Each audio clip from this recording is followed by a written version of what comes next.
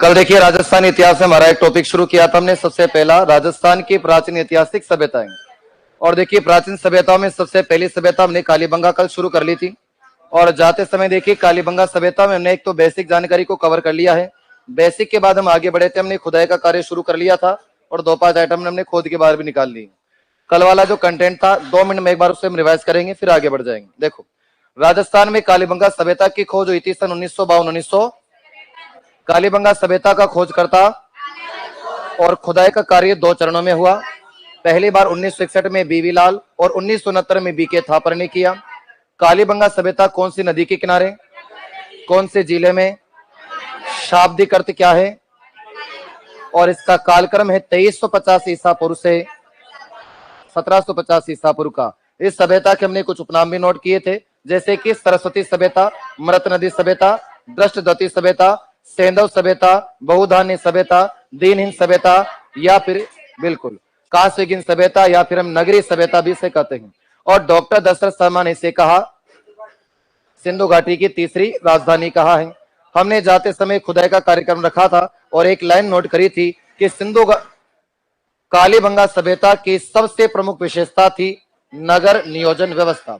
उसके बाद हमने खुदाई शुरू की थी और खुदाई में कुछ अवशेष प्राप्त भी कर लिए थे। तो जो कल खोदा था एक बार उसे रिवाइज करिए। तो देखिए कालीबंगा सभ्यता की खुदाई के दौरान हमने सबसे पहले खुदाई का कार्यक्रम रखा दक्षिण पश्चिम दिशा में, और दक्षिण पश्चिम दिशा से मिला हमें मिट्टी का टीला और मिट्टी का केला। इस मिट्टी के दुर्ग को नाम दिया माउंट एबी। राजस्थान में दुर्ग निर्माण की सबसे प्राचीनतम जानकारी कहां से मिली, और ये किला और टीला वर्तमान में सोती बीकानेर में है, इसीलिए कालीबंगा प्रथम सभ्यता हम सोती बीकानेर को कहते हैं। हमने कालीबंगा सभ्यता के दृष्टिकोण को देखा तो जिला मुख्यालय हनुमानगढ़ से सभ्यता स्थल कौन सी दिशा में है, दक्षिण पश्चिम दिशा में, अर्थात जिला मुख्यालय से 25 किलोमीटर की दूरी पर हम दक्षिण पश्चिम दिशा में यदि चलते हैं तो कालीबंगा सभ्यता स्थल हमें यहां से मिलेगा। हमने यहां से बस्ती की तरफ प्रस्थान किया था और किले से 150 मीटर की दूरी पर चलने के बाद चौपड़ पद्धति पर बसा हुआ एक शहर मिला, समकोण पद्धति पर सड़क मिली, 180 डिग्री अर्थात दोराहे का निर्माण ऑक्सफोर्ड सर्कल पद्धति पर किया गया। मुख्य सड़क मार्ग की चौड़ाई 15 से 20 फीट, छोटी गलियों की साइज 3 से 5 फीट। घर का निर्माण कच्ची ईंटों से किया गया। एक ईंट की साइज थी 30, 15 और 7.5 सेंटीमीटर। तो 4:2:1 का रेशो ईंट में था। फर्श बना था अलंकृत पक्की ईंट से। छतें बनी थी ढालनुमा घास और बांस बल्लियों से, जबकि यहाँ पर नालियों का निर्माण लकड़ी से किया गया था। घर के दरवाजे घर के पीछे की तरफ हुआ करते थे। तो ये हमने कुछ खुदाई में कल अवशेष निकाल लिए थे, इनको पहले हम नोट करेंगे, फिर आगे की खुदाई हम जारी रखेंगे। तो पहले टुकड़ों में कवर करते चलेंगे सब लोग, ठीक है। हेडिंग डाली थी हमने कालीबंगा सभ्यता के अवशेष, कालीबंगा सभ्यता के अवशेष।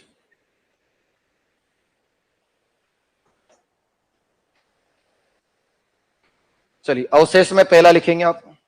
एक तो अपन लिख लिया था कि नगर नियोजन व्यवस्था है, ठीक है। उसके बाद आप लिखेंगे कालीबंगा सभ्यता में सर्वप्रथम, कालीबंगा सभ्यता में सर्वप्रथम उत्खनन का कार्य, कालीबंगा सभ्यता में सर्वप्रथम उत्खनन का कार्य, सर्वप्रथम उत्खनन यानी खुदाई का कार्य, कालीबंगा सभ्यता में सर्वप्रथम उत्खनन का कार्य दक्षिण पश्चिम दिशा, दक्षिण पश्चिम दिशा में किया गया। सर्वप्रथम उत्खनन का कार्य दक्षिण पश्चिम दिशा में किया गया, जहां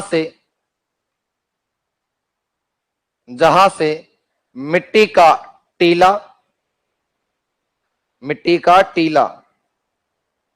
जहां से मिट्टी का टीला एवं कीला, टीला कीला दोनों लिख लो, जहां से मिट्टी का टीला एवं कीला, कोष्टक में नाम लिखो माउंट एबी, मिट्टी का टीला एवं कीला कोष्टक में नाम लिखेंगे माउंट एबी,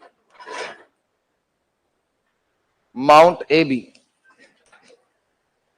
कोष्टक बंद कर देना, मिला, जहां से मिट्टी का टीला एवं कीला मिला। नेक्स्ट, अगला पॉइंट लिखेंगे, यह दुर्ग वर्तमान में, यह दुर्ग वर्तमान में सोथी बीकानेर में है।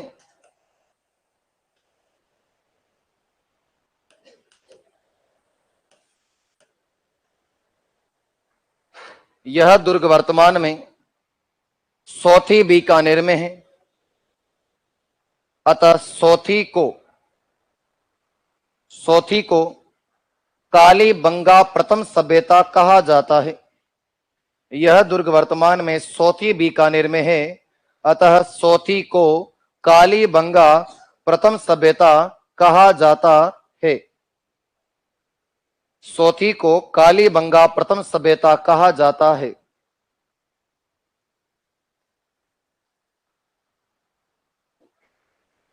नेक्स्ट,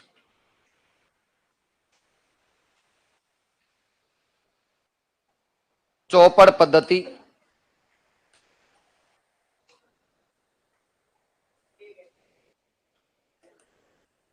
चौपड़ पद्धति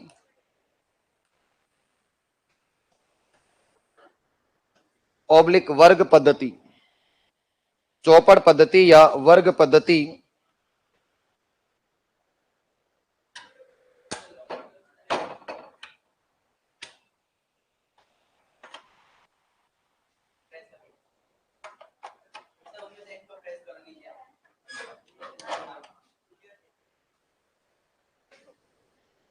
कल से आप लोग कोशिश करना कि लास्ट 9-10 तक पधार जाएं, क्योंकि 9-10 के बाद 11 पर मैं खुद को नहीं लगा दूंगा, क्योंकि आप लगाते हो 9:15 तक 9:30 तक आते रहते हो, कुर्से सरकाते हो, चूचपड़ करते हो, सारा माइंड डिस्टर्ब हो जाता है, आपका भी मेरा भी।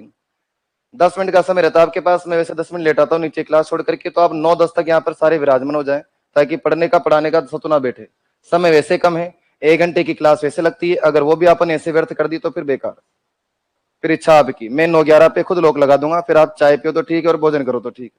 10 मिनट का आपके पास वक्त रहेगा, 9:10 पर मैं आऊंगा, ना तो 9 पर आऊंगा ना 12 पर आऊंगा, तो आप इस चीज का ध्यान रखना कल से ना, क्योंकि बाकी और भी आ रहे हैं, आप भी आ रहे हो, खुद भी डिस्टर्ब हो रहे हो, दूसरे को भी कर रहे हो, मुझे भी कर रहे हो, सभी को कर रहे हो, बाकी ऑनलाइन भी चल रहे हैं वो भी डिस्टर्ब होते हैं इस वास्ते की आवाजें तो पहुंचती है। चलिए अगला पॉइंट लिख रहे हैं हम, चौपड़ पद्धति या वर्ग पद्धति। लिखो, आप तो लिखते जाओ, कुछ दुष्ट आत्माएं वो तो घूमेंगे। चौपड़ पद्धति या वर्ग पद्धति पर, इनको बोलते 11 बजे आना, 10 बजे के बाद आ जाएंगे। चौपड़ पद्धति या वर्ग पद्धति पर शहर का निर्माण किया गया। चौपड़ पद्धति या वर्ग पद्धति पर शहर का निर्माण किया गया।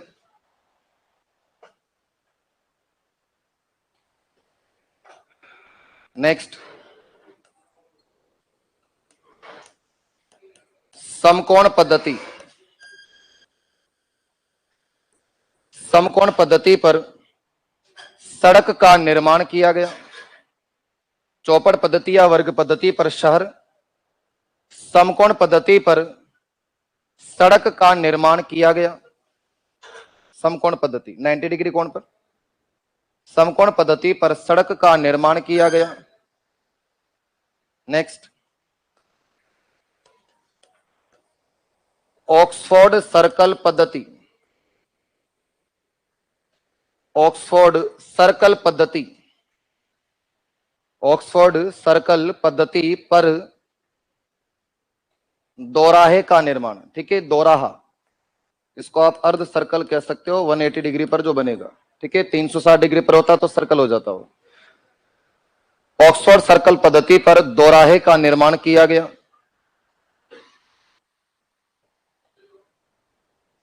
दोराहे का निर्माण किया गया। नेक्स्ट, कच्ची ईंट से निर्मित घर। कच्ची ईंट से निर्मित घर। कच्ची ईंट से निर्मित घर। ठीक है, साइज वगैरह अपने से नहीं पूछेगा, 10+2 में नहीं आते ऐसे क्वेश्चन, तो कच्ची ईंट से निर्मित अपने घर हैं। नेक्स्ट, अलंकृत। अलंकृत मतलब डिजाइन वाली।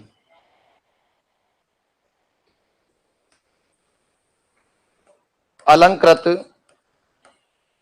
पक्की ईंट, अलंकृत पक्की ईंट से निर्मित फर्श, अलंकृत पक्की ईंट से निर्मित फर्श। नेक्स्ट, लकड़ी से निर्मित नालियां,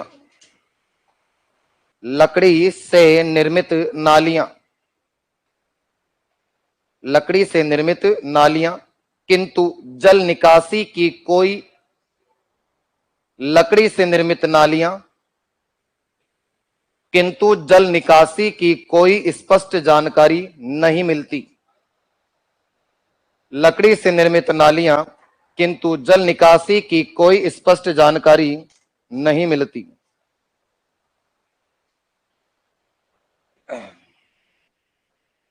ठीक है, नेक्स्ट, घर के दरवाजे पीछे की तरफ थे, घर के दरवाजे पीछे की तरफ थे,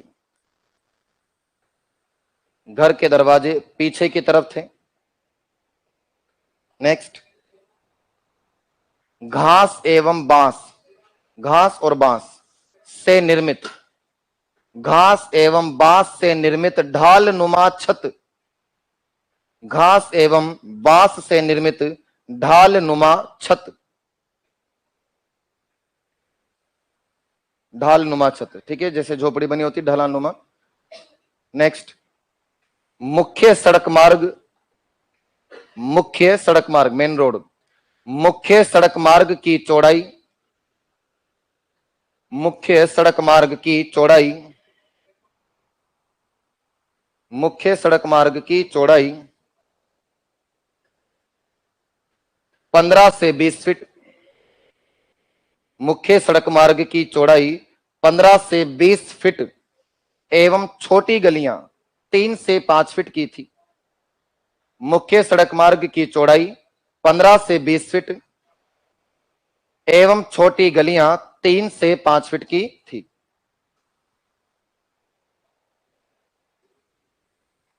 ठीक है, अब रुक जाना, देखिए इधर आइए।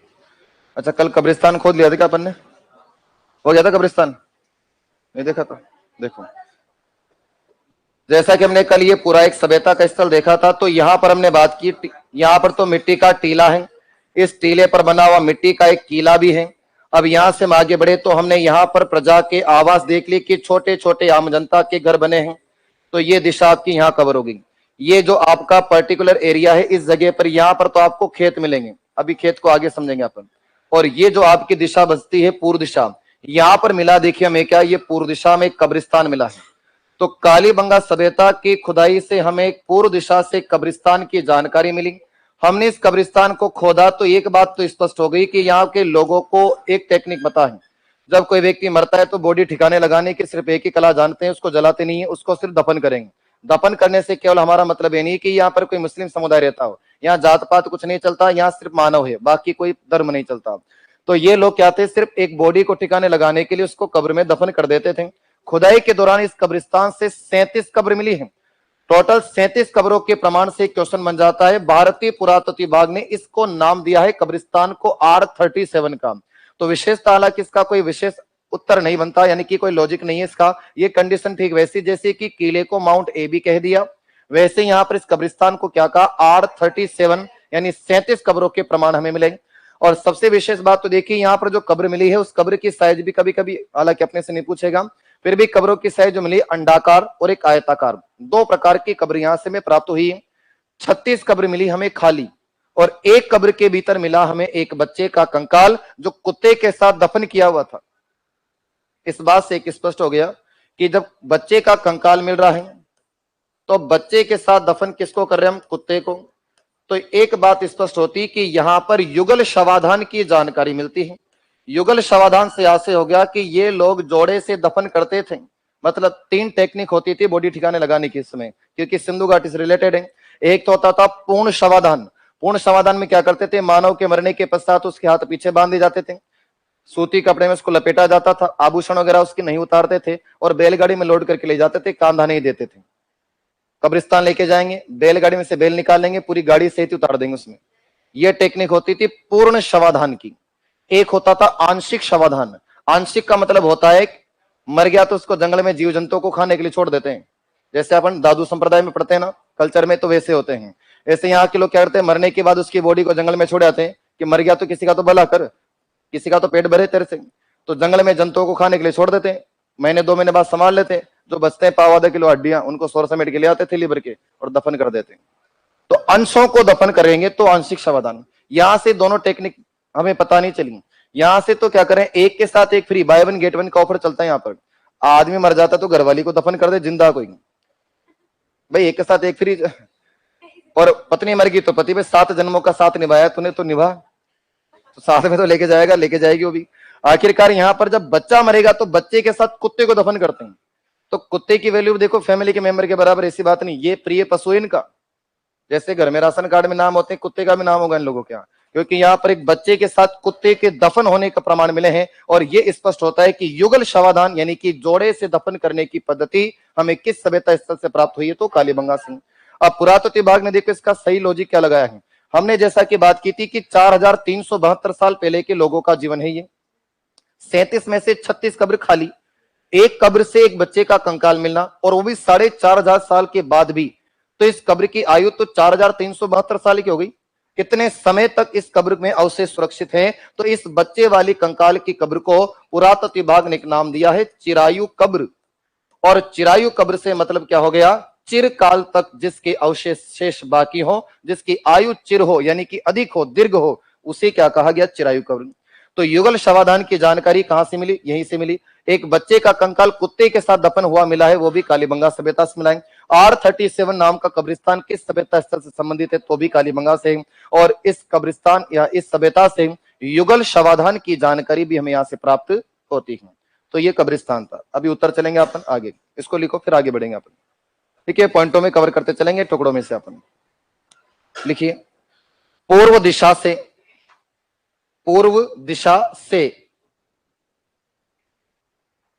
एक कब्रिस्तान से, पूर्व दिशा से एक कब्रिस्तान से 37 कब्र, पूर्व दिशा से एक कब्रिस्तान से 37 कब्र, 37 कब्र, ऑब्लिक लगा लीजिए, R37, 37 कब्र या R37, किसको नाम दिया है कब्रिस्तान को, 37 कब्र या R37 मिली।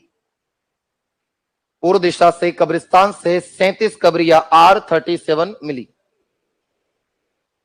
नेक्स्ट, एक बच्चे का कंकाल, एक बच्चे का कंकाल कुत्ते के साथ दफन किया हुआ था। एक बच्चे का कंकाल कुत्ते के साथ दफन किया हुआ था।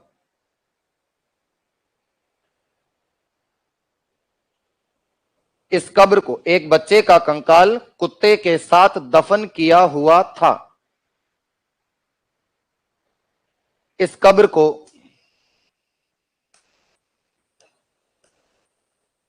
इस कब्र को चिरायु कब्र कहा गया है। इस कब्र को चिरायु कब्र कहा गया है। अतः युगल शवाधान की जानकारी मिलती है। अतः युगल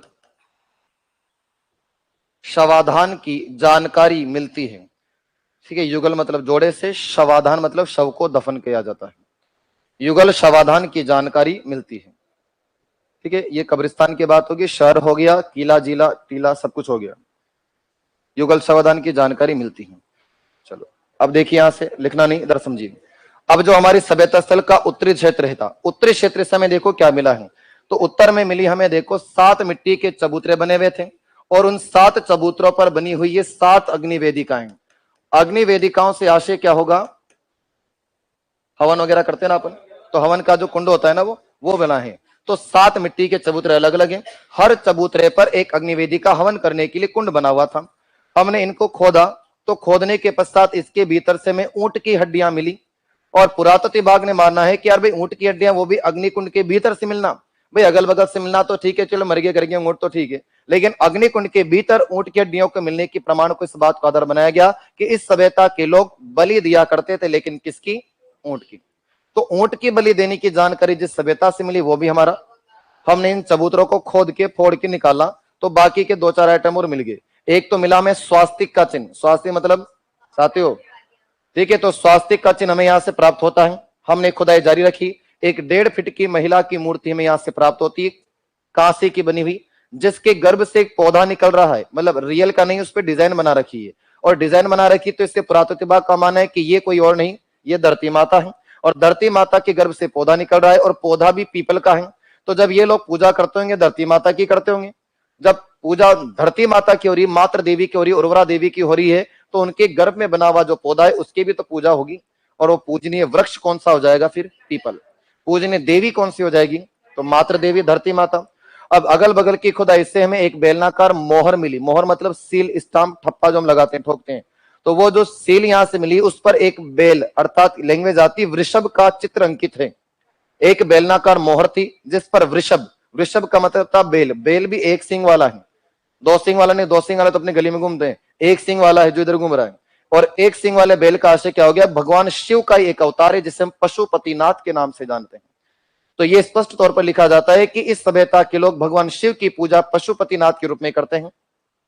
पूजनीय देवता पशुपतिनाथ, पूजनीय देवी मातृ देवी, पूजनीय वृक्ष पीपल, स्वास्तिक का चिन्ह, 7 अग्निवेदिकाएं, ऊंट की बलि देने की जानकारी, ये सारे साक्ष्य इस बात को स्पष्ट करते हैं कि सभ्यता के लोग किसी ना किसी धर्म से जरूर संबंधित थे। क्या था ये स्पष्टीकरण नहीं कर सकते, लेकिन कोई ना कोई तो धर्म इन लोगों का था। लिखेंगे उत्तर दिशा से 7 अग्निवेदिकाएं, उत्तर दिशा से 7 अग्नि वेदिकाएं, 7 अग्नि वेदिकाएं। नेक्स्ट, स्वास्तिक का चिन्ह, स्वास्तिक का चिन्ह, स्वास्तिक का चिन्ह। नेक्स्ट, ऊंट की बलि देने की जानकारी, ऊंट की बलि देने की जानकारी, स्वास्तिक का चिन्ह। इसके बाद लिखिए ऊंट की बलि देने की जानकारी। नेक्स्ट, एक बेलनाकार मोहर, एक बेलनाकार मोहर जिस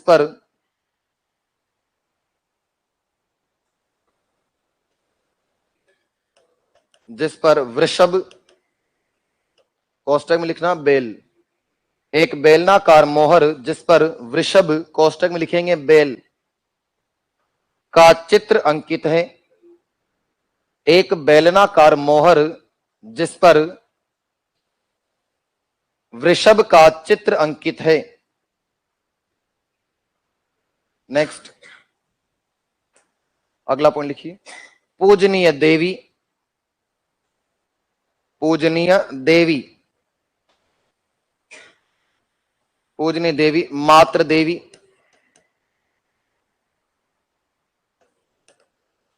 पूजनीय देवी मातृ देवी।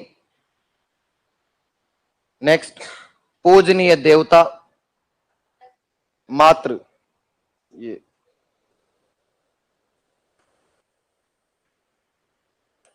मातृ देवी, इसको उर्वरा देवी भी कह सकते हो। पूजनीय देवी मातृ देवी या उर्वरा देवी। पूजनीय वृक्ष पीपल, कोई बात नहीं, देवता लिख लो, कहा जा रहा है। पूजनीय देवता पशुपतिनाथ, कोष्टक में शिव, पूजनीय देवता पशुपतिनाथ, कोष्टक में शिव। फिर लिखो पूजनीय वृक्ष पीपल, पूजनीय वृक्ष पीपल।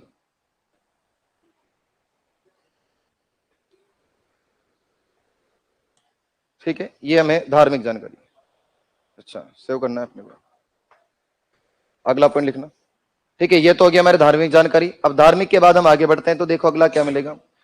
धार्मिक जानकारी के बाद देखिए हम चले तो कृषि के बारे में देख लेते हैं। लिखना मत, पहले हम समझ लेते हैं। देखो अब कृषि के विषय में हमें कौन कौन से प्रमाण मिले हैं। सबसे पहला बिंदु तो यहां पर हम देखेंगे कि ग्रिड पद्धति, ग्रिड पद्धति लिखना नहीं है, पहले समझना है। ग्रिड पद्धति को हम क्या कर सकते हैं, तो जाल पद्धति भी कहते हैं। तो ग्रिड पद्धति को जाल पद्धति कहा जाता है। दूसरा फैक्ट देखो यहां से बड़ा कॉमन है जो अपने से पूछ लेता है, हल से जुते हुए खेत के प्रमाण मिले। हल से जुते हुए खेत के प्रमाण मिले। अब इन चीजों को समझ लीजिए। यहां से देखो हमें एक खेत मिला है।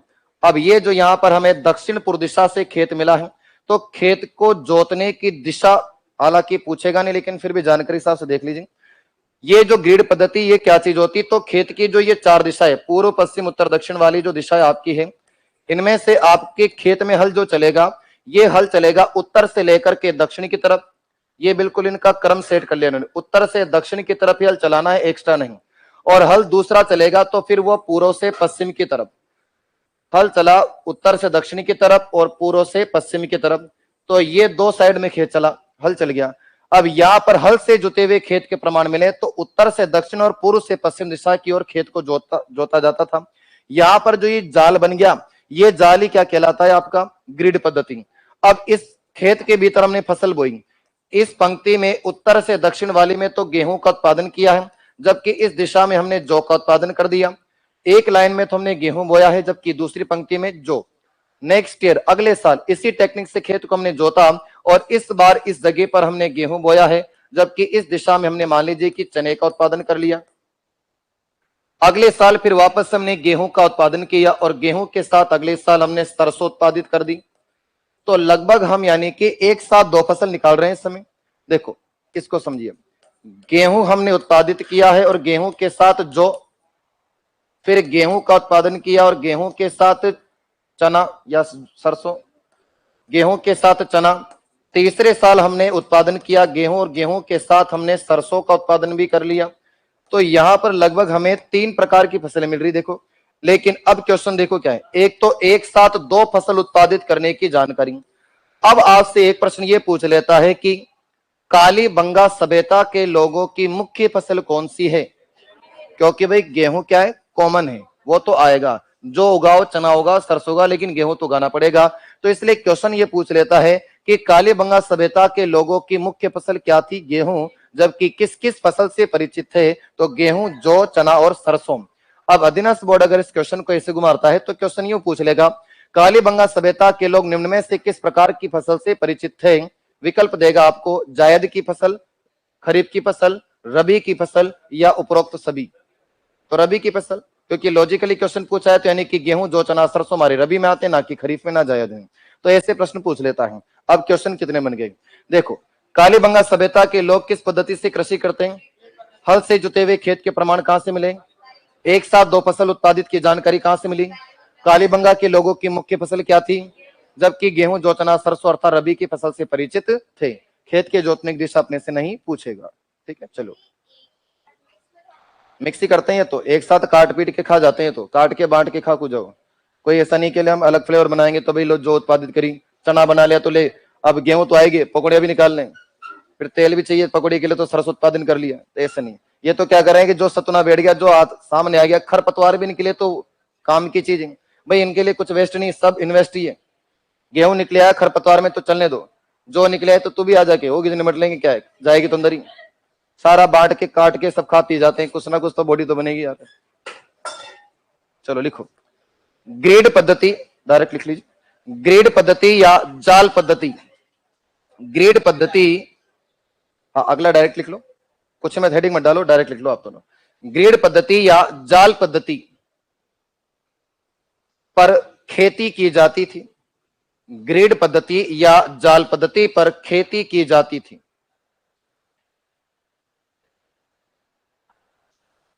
नेक्स्ट, अपने तो अलग है, अपने तो ये ग्रेड पद्धति नहीं चलती, अपने ऐसे बोएंगे तो मरेंगे क्या, फिर काटेंगे कैसे। हाँ अपने तो सांप की तरह चलती है, अपन तो देखो अपना चलेगा तो इधर से घूम के यूं थोड़ी आएंगे अपन, टाइम इतना नहीं, यहाँ आए तो इधर घूम जाते हैं अपन, तो यूं ही चलते हैं। और आजकल क्या, पहले तो हल थे, आजकल ट्रैक्टर ट्रॉली आ गई। हालांकि इसका लिखने का कोई प्रमाण विशेष कोई ऑथेंटिक नहीं है, और ना ही इसको लिखने का कोई लॉजिक है, क्योंकि उस जमाने वैसे भी कोई ट्रैक्टर तो चलेगी नहीं, हल ही चलेगा।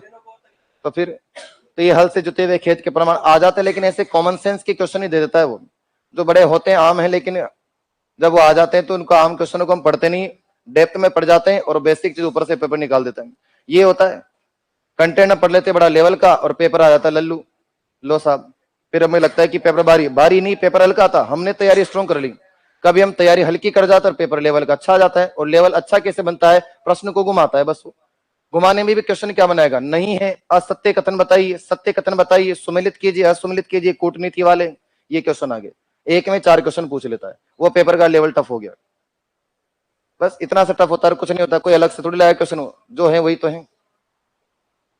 ठीक है, ग्रीड पद्धति के आधार पर खेती की जाती थी। फिर क्या लिखा, हल से जुते हुए खेत के प्रमाण मिले। हल से जुते हुए खेत के प्रमाण मिले। हल से जुते हुए खेत के प्रमाण मिले। ठीक है, ये कॉमन पॉइंट है आपका जो पूछ लेता है, खास करके अपनी वैकेंसी के अनुसार। तो हल से जुते हुए खेत के प्रमाण मिले। नेक्स्ट, एक साथ दो फसल, एक साथ दो फसल उत्पादन, एक साथ दो फसल उत्पादन की जानकारी मिली। एक साथ दो फसल उत्पादन की जानकारी मिली। नेक्स्ट, मुख्य फसल गेहूं, मुख्य फसल गेहूं थी, जबकि गेहूं जौ चना सरसों। मुख्य फसल गेहूं थी, जबकि गेहूं जौ चना सरसों, कोष्टक में रबी की फसल। मुख्य फसल गेहूं थी, जबकि गेहूं जौ चना सरसों, कोष्टक में रबी की फसल से परिचित थे। रबी की फसल से परिचित थे। ठीक है, चलो अगले पे आ जाइए। ये कृषि होगी, कब्रिस्तान हो गया आपका, धर्म की जानकारी होगी, नगर पूरा बसा लिया, किला टीला जिला सारा कुछ हो गया। अब उसके बाद हम कुछ एक्स्ट्रा बिंदु हैं, जैसे कि यहाँ पर क्वेश्चन आता है व्यापारिक दृष्टिकोण से, व्यापार से भी क्वेश्चन आ जाता है। व्यापार की लैंग्वेज बिल्कुल फिक्स हो रही है। एक क्वेश्चन आता है आपका सेम लैंग्वेज में, कालीबंगा सभ्यता के लोगों की अर्थव्यवस्था का प्रमुख आधार क्या था? ये प्रश्न की बात है बस। तो कालीबंगा सभ्यता के लोगों की अर्थव्यवस्था का प्रमुख आधार कृषि, जबकि व्यवसाय क्या था? तो यहां से देखो, एक जली हुई कपास का टुकड़ा मिला है और सूती कपड़े में लिपटा हुआ में तांबे का उस्तरा भी मिला है। तो कॉटन भी मिली, कॉटन का कपड़ा भी मिला। तो यहां पर यानी कि कॉटन को खाएंगे तो है नहीं। और गेहूं जौ चना सरसों का उत्पादन इतना बड़ा बल्क में भी नहीं होता कि हम व्यापार करें उस चीज का। छोटा सा खेत, जरा सी अपने पेट भरने के लिए यहाँ पर खेती कर लेते हैं हम लोग। तो खाने योग्य चीज तो केवल गेहूं जौ चना सरसों होगी। तो अर्थव्यवस्था का प्रमुख आधार तो हमारा कृषि था, जबकि प्रमुख व्यवसाय कपास का उत्पादन करना और उसको मार्केट में सेल करना था। तो सेम लैंग्वेज आती है कि कालीबंगा सभ्यता के लोगों की अर्थव्यवस्था का प्रमुख आधार कृषि, जबकि प्रमुख व्यवसाय कपास का व्यापार करना था। ठीक है, तो 2 लाइन की लैंग्वेज है, इसको सेट करिए। लिखिए, कालीबंगा सभ्यता के लोगों की, कालीबंगा सभ्यता के लोगों की अर्थव्यवस्था का प्रमुख आधार, कालीबंगा सभ्यता के लोगों की अर्थव्यवस्था का प्रमुख आधार कृषि था। कालीबंगा सभ्यता के लोगों की अर्थव्यवस्था का प्रमुख आधार कृषि था। ठीक है, अर्थव्यवस्था का प्रमुख आधार तो कृषि था, जबकि प्रमुख व्यवसाय,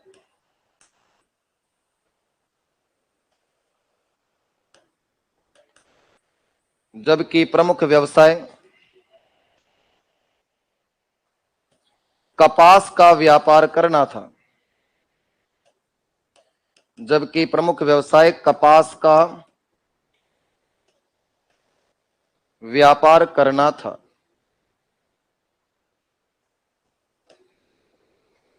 ठीक है, ये व्यापार हो गया। अब क्वेश्चन एक और आता है आपके धातु से। धातु, जैसे क्वेश्चन आता है बिल्कुल फिक्स है कि कालीबंगा सभ्यता के लोग निम्न में से किस धातु से अपरिचित थे? परिचित का क्वेश्चन कभी नहीं पूछा आज तक, लेकिन फिर भी जानकारी के हिसाब से देखो, 4 धातुओं की इनको विशेषता जानकारी थी। सोना, अवशेष कुछ भी नहीं मिला, लेकिन भारतीय पुरातत्व विभाग कलकत्ता लिखता है इस बात को कि सोना से परिचित थे। तांबा, जस्ता और कांसा, क्योंकि कांसा जब बनेगा जब तांबा और जस्ता होगा, और हम इस सभ्यता को कहते हैं कांस्य युगीन सभ्यता है। जो 1.5 फीट की महिला की मूर्ति वो कांसे की बनी हुई है। तो यानी कि कांसा मिल गया तो यानी तांबा और जस्ता की जानकारी भी, तो तांबा जस्ता कांसा तीन तो स्पष्ट रूप से इनको पता ही सिंह। इसके साथ इनको सोने की भी जानकारी मानी गई है, लेकिन किस धातु से अपरिचित थे, तो उसमें प्राथमिकता आपकी होती है लोहा। लोहे से लोग अपरिचित है। अगर कभी कभी प्रश्न के विकल्प में आप लोहा नहीं देखते हैं तो सेकंड ऑप्शन में आप चांदी अगर दिख जाए तो चांदी का ऑप्शन चुन सकते हैं। और लोहा और चांदी दोनों दिया है तो पहली प्राथमिकता आपकी लोहे की होगी। और प्रश्न की भाषा भी क्या होगी, वो भी फिक्स है। कालीबंगा सभ्यता के लोग निम्न में से किस धातु से अपरिचित थे? विकल्प लोहा, राइट आंसर।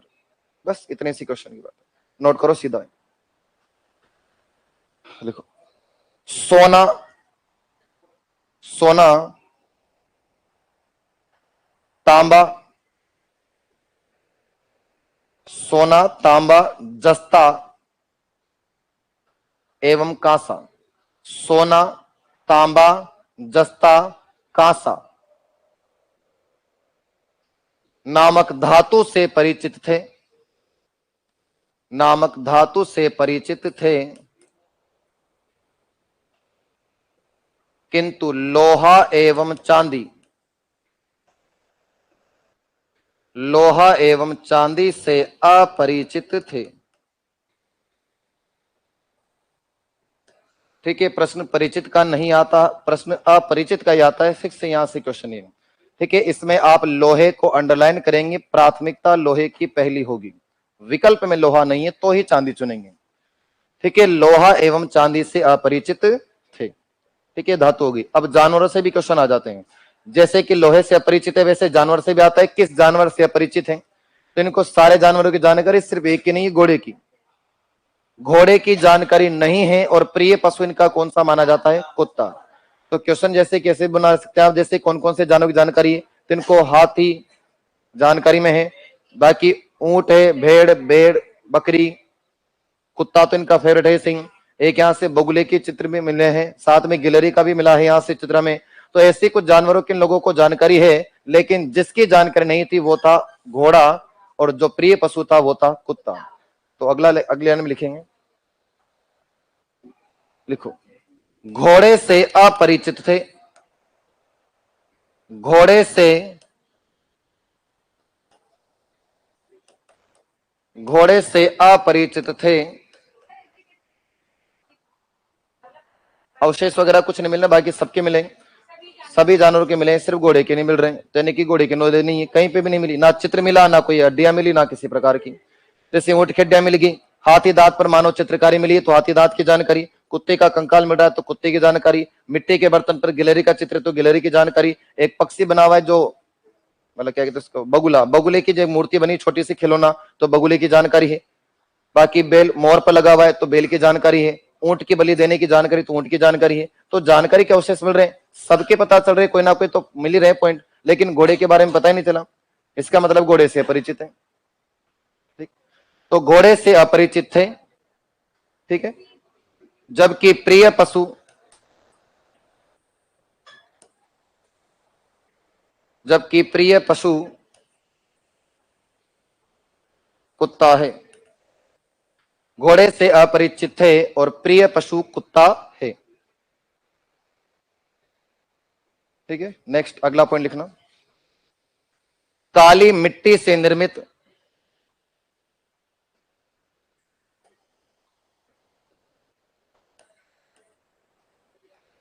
काली मिट्टी से निर्मित मृदभांड, काली मिट्टी से निर्मित मृदभांड। मृदभांड का मतलब देखो, मृद से मतलब मृदा, मिट्टी, भांड का मतलब बर्तन। तो काले रंग की मिट्टी से बने हुए यहां से हमें बर्तन भी प्राप्त होते हैं। तो काली बंगा से काली मिट्टी, तो काली काली दोनों रहे। तो काली मिट्टी से निर्मित हमें मृदभांड किस सभ्यता से मिल रहे? तो काली बंगा सभ्यता से।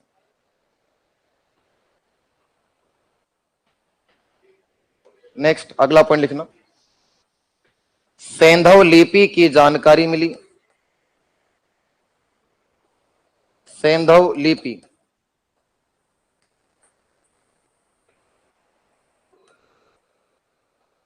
सैंधव लिपि का आशय क्या होता है? देखिए, तो हम जो लिखते हैं वो तो हमारी देवनागरी है, और देवनागरी लिपि हम लिखते हैं तो बाएं से दाएं की तरफ लिखते हैं। हमारे रजिस्टर की शुरुआत इधर से उधर की तरफ होगी, ये लोग उधर से लिखना शुरू करेंगे। तो सेंधव लिपि में दाएं से बाएं लिखा जाता है, जैसे कि उर्दू लिखी जाती है। हम जो लिखते हैं वो कौन सी होती है, तो देवनागरी, तो हम लोग बाएं से दाएं की तरफ लिखते हैं। लिखा क्या है ये अस्पष्ट है। सेंधव लिपि को आज तक कोई भी पुरातात्विक विभाग का विशेषज्ञ नहीं पढ़ सका है, लेकिन हाँ लिपि तो हमें यहां से मिली है, तो सेंधव लिपि की जानकारी मिली। ठीक है, नेक्स्ट लिखना।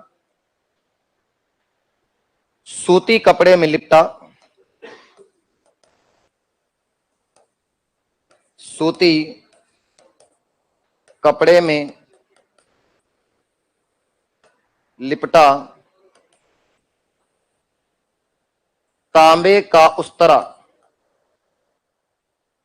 सूती कपड़े में लिपटा तांबे का उस्तरा। ठीक है, तो कॉटन का कपड़ा भी मिल गया, तांबे का उस्तरा मिल गया, तो ये बात स्पष्ट होगी तांबे की जानकारी लोगों को हो रही है। तो सूती कपड़े में लिपटा हुआ तांबे का उस्तरा भी हमें यहां से प्राप्त होता है। हाँ वही दाढ़ी बनाते हैं अपन, बाकी कोई सिर मुंड लेता है। सूती कपड़े में लिपटा तांबे का उस्तरा। ठीक है, नेक्स्ट अगला लिखना। एक नर कंकाल की खोपड़ी, एक नर कंकाल की खोपड़ी। ठीक है, एक मानव का सिर मिला है, खोपड़ी, उसमें 6 छेद हो रहे हैं। एक नर कंकाल की खोपड़ी जिसमें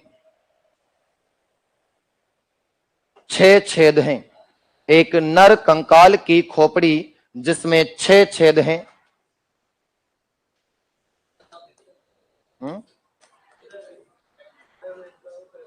भाई ये होता था, देखो इसको हम क्या करते हैं, देखो किताब वालों ने तो क्या लिखा है, मस्तिष्क शल्य चिकित्सा की जानकारी, लेकिन ये शल्य चिकित्सा नहीं होती। शल्य चिकित्सा तो वो करते हैं जो न्यूरोलॉजिस्ट होते हैं। कोई पागल वागल हो गया, कर गया, किसी का दिमागी संतुलन खराब हो गया, तो खोपड़ी को खोल के टाके मार के वापस संभला देते हैं कि ले जाओ साहब हो गया। मतलब जैसे गजनी पिक्चर में आमिर खान को बना देते हैं, समझो टाके मार के, तो वो होती सर्जरी। तो लेकिन तेरे नाम में सलमान खान की खोपड़ी चीरते नहीं अपन, वहां तो औषधियों का ही लेप लगा रहे हैं। ये लोग भी वैसे करते हैं, यानी कि यहां से लेकर के यहां तक 6 छेद कर दी, जो जो भी नट बोल्ट टाइट और ढीले हो रहे हैं वहां से टाइट करने अपने को। दवाइयां औषधियां होती है, छेद करे लेप भरा, महीने 2 महीने रेस्ट कराया और भाई की खोपड़ी ठिकाने ले आते हैं लोग। ये टेक्निक सर्जरी में नहीं आती, इसको ट्रेफिनेशन बोलते हैं साइंस की टेक्निक में। तो ट्रेफिनेशन की पद्धति होती है जो औषधियों के माध्यम से मस्तिष्क का संतुलन बिठा देती है। लेकिन यहां पर एग्जामिनर जब भी देता है वो ट्रेफिनेशन का इस्तेमाल करता ही नहीं है, वो तो सीधा पॉइंट पे लाता है कि मस्तिष्क शल्य चिकित्सा की जानकारी, दिमागी संतुलन ठिकाने लगाने की जानकारी कहां से मिली, तो यहीं से। तो कितने माइंडेड आदमी थे लोग, बिना पढ़े लिखे डिग्री डिप्लोमा के भी इतने लाखों करोड़ों खर्च किए बिना खुद सारे सर्जन है घर में। लो, तो यहां लिखेंगे आप मस्तिष्क शल्य चिकित्सा की जानकारी मिली। ठीक है, हम वही लिख रहे हैं जो सीधा आपको पॉइंट किताब से, मतलब यहां से कॉपी रजिस्टर क्या कहते हैं एग्जाम में मिलेगा। तो मस्तिष्क शल्य चिकित्सा की जानकारी,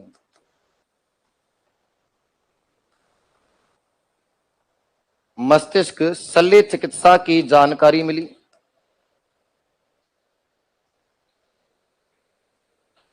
ठीक है, नेक्स्ट लिखना। भूकंप के सबसे प्राचीनतम प्रमाण, मकानों में दरारें बड़ी बड़ी, आधे गिरे हुए मकान। भूकंप के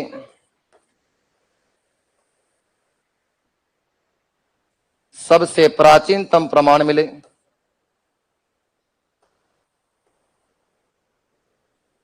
भूकंप के सबसे प्राचीनतम प्रमाण मिले। ठीक है, तो भूकंप के सबसे आज तक के इतिहास में सबसे पहले भूकंप की जो प्राचीन जानकारी मिली यहीं से मिली है। यहाँ के जो कच्ची ईंटों के घर बने थे उन घरों में दरारें थी, और उन दरारों के आधार पर स्पष्ट किया गया है कि यह सभ्यता हो सकता है कि भूकंप के कारण नष्ट हुई हो। हालांकि इसका कोई स्पष्टीकरण हम नहीं कर सकते, क्योंकि पुरातत्व विभाग ने सभ्यता के नष्ट होने का सबसे बड़ा कारण माना है प्राकृतिक आपदा। प्राकृतिक आपदा को हम इसलिए कर सकते हैं क्योंकि नदी हमारे पास घग्गर है, जिसे हम राजस्थान का शोक कहते हैं। कभी नदी में बाढ़ आना भी कारण माना जा सकता है, नदी का सूखना भी कारण माना जा सकता है। जली हुई कपास का टुकड़ा मिलना इस बात का प्रतीत करवाता है कि यहाँ अग्निकांड की वजह से सभ्यता नष्ट हुई होगी। मकानों में दरारें पड़ी हुई है तो भूकंप के प्रमाण मिले। तो भूकंप है, आग लगना है, अतिवृष्टि है, अनावृष्टि है, तो ये सारी चीजें क्या है, प्राकृतिक आपदा। कोई स्पष्टीकरण एक चीज पर्टिकुलर यहां पर हम नहीं कह सकते कि इस वजह से सभ्यता विलुप्त हुई होगी, इसलिए पुरातत्व विभाग ने सभ्यता के नष्ट होने का कारण माना प्राकृतिक प्रकोप। ठीक है, तो अगला पॉइंट वो लिख लीजिए। प्राकृतिक प्रकोप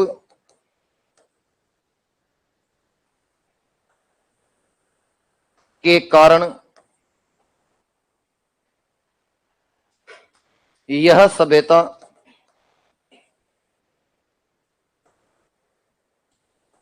नष्ट हो गई। ठीक है, प्राकृतिक प्रकोप के कारण यह सभ्यता नष्ट हो गई। तो ये कालीबंगा एक सभ्यता थी हमारी, राजस्थान की सबसे महत्वपूर्ण सभ्यता थी, जिसमें 90% चांस होते हैं प्रश्न के पूछने के। बाकी अतिरिक्त प्रश्न में आपकी 4 सभ्यताएं वो दे गए सी, जिनसे हम डाटा को कवर कर लेंगे। तो इस समय आपके राजस्थान इतिहास का सबसे पहला टॉपिक था राजस्थान की सभ्यताएं, और सभ्यताओं में सिर्फ हमने 5 में से पहली सभ्यता आज अपनी पूरी कर ली है। हम पढ़ेंगे राजस्थान की दूसरी प्रमुख सभ्यता आहड़। आप बेसिक पढ़ के आना, डाटा हम यहाँ कवर करेंगे और प्रश्न आप शाम को कर लेना। ठीक है, तो कल आहड़ सभ्यता को हम कवर करेंगे।